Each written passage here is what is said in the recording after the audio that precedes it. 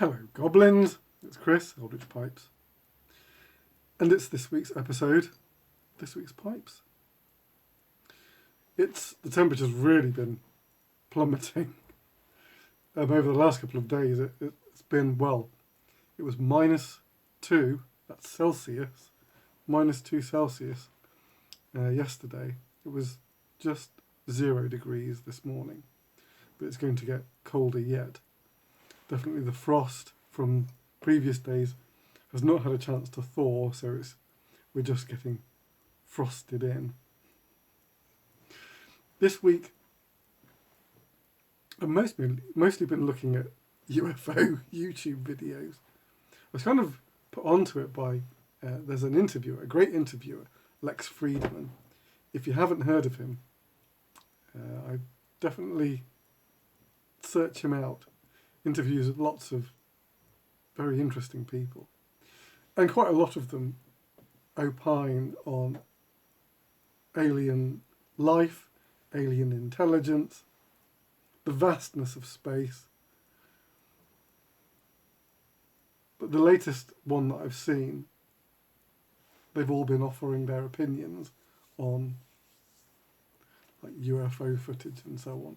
It wasn't something I'd ever thought to have a look at, because I've seen, programs in the past talking about UFOs, and you watch them for a bit for amusement. And in the past, they've mostly been issues to do with like shutter speed and frame rate and things like that. With people taking footage with their phones, I don't know if those issues still count or if other issues arise with digital footage. But anyway, if you search for like recent UFO sightings, something like that, have a look and prepare to be mildly entertained. None of it is blow you away stuff, but still, interesting food for thought. So, 2 pipes to show you this week. One of which, technically, I shouldn't be showing you yet, but it's ready and I kind of wanted to talk about it. So I guess I'll just have to talk about it twice when I can officially talk about it the next time. So the first fellow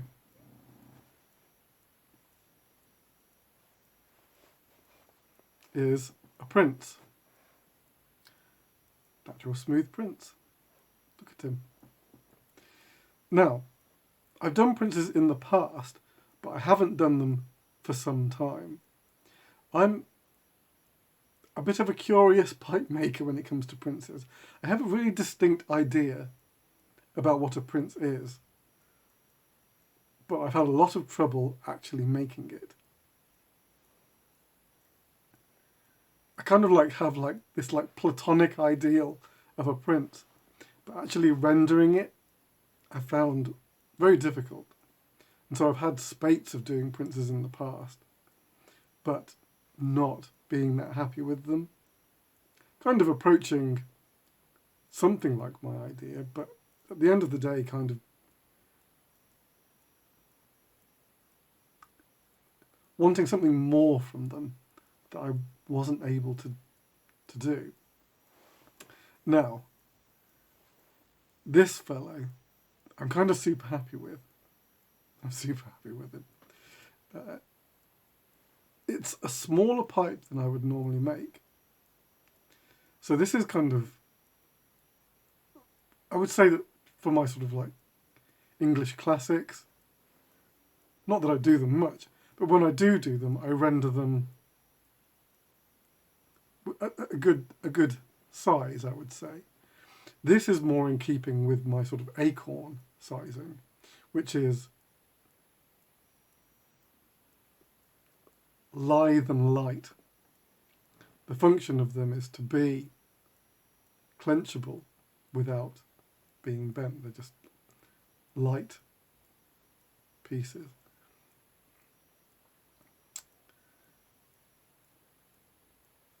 And I did this with moss Cumberland with a green stem for reasons that I'll explain next time round. Shouldn't be too long before I get to do these in depth. But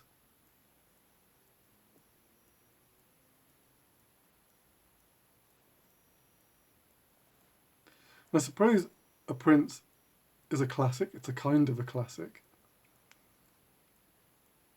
And I don't do classics that often.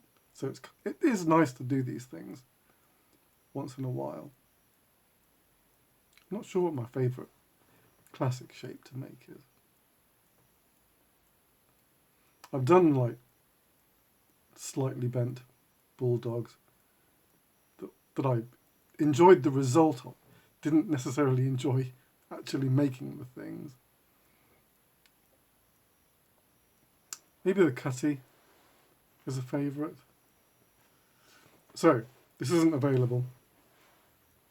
In fact, neither of these are available.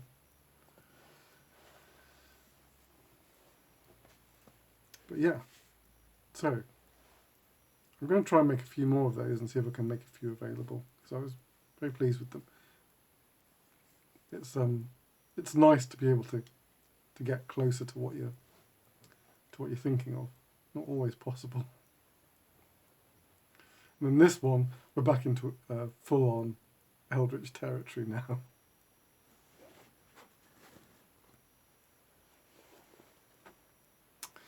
This is a mandragora root. These guys are a lot of fun to make. I was kind of explaining to someone today that they're less head scratchy to lay out than, say, something like a snail, which requires a lot of prep and a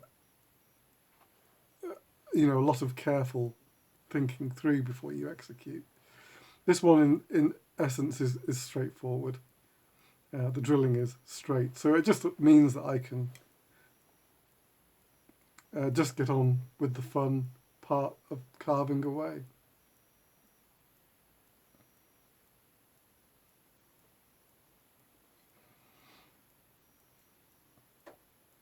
They've kind of evolved.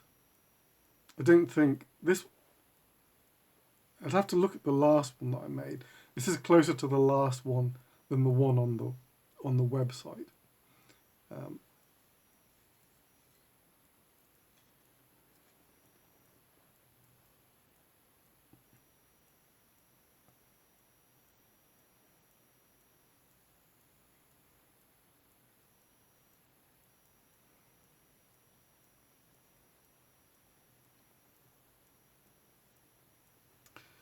And obviously going for a really gnarled, woody look. Like something that you've yanked out of the ground. On this one, most of them I don't think I was able to keep the burl. I can't recall one that I've been able to, because either it hasn't quite fitted for whatever reason, but this one was. So that was nice, being able to keep the burl. This is probably the first mandragora root that I've been able to do that on. Quite a deep chamber on these boys. Quite deep. I don't know if you can tell. And although it's sizable, not that heavy. In fact, surprisingly light. Probably because of the amount of it that's chamber.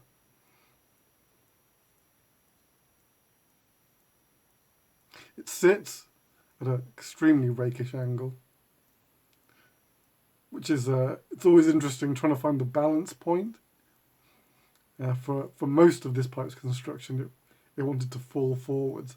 Finding that point where it's just happy to stay there can be challenging. And then to make it flat after you've fiddled around with it is also challenging. But he's there now. This guy's a commission, so we'll be off to his new owner soon. There you go. Mandragora root.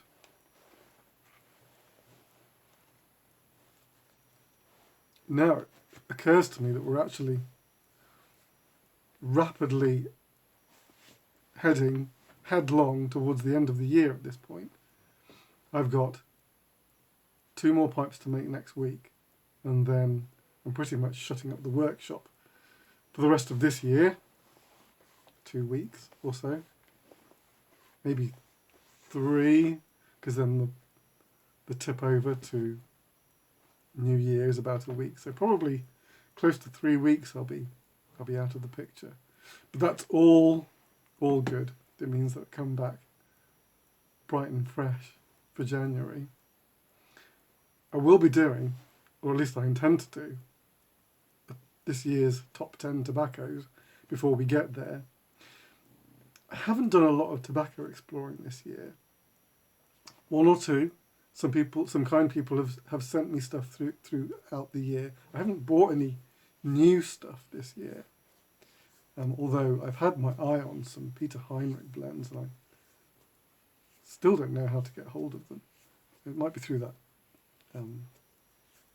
Estevan website. But anyway, I haven't got around to doing it, so it's not going to happen this year, that's for sure. The Royal Mail driving me up the wall. It's not their fault. They're just trying to get a fair deal. And who can blame them? But man, for a business that relies on ordering stuff through the mail and shipping stuff out through the mail, I've had to temporarily move over to UPS for a couple of things because I've no choice. But there we are. Hopefully things will even out. And maybe this country will, I don't know, start to get back on its feet in a little bit. Here's hoping. All right. That's it from me till next week. So until then, take it very easy. Your loyal pipe maker.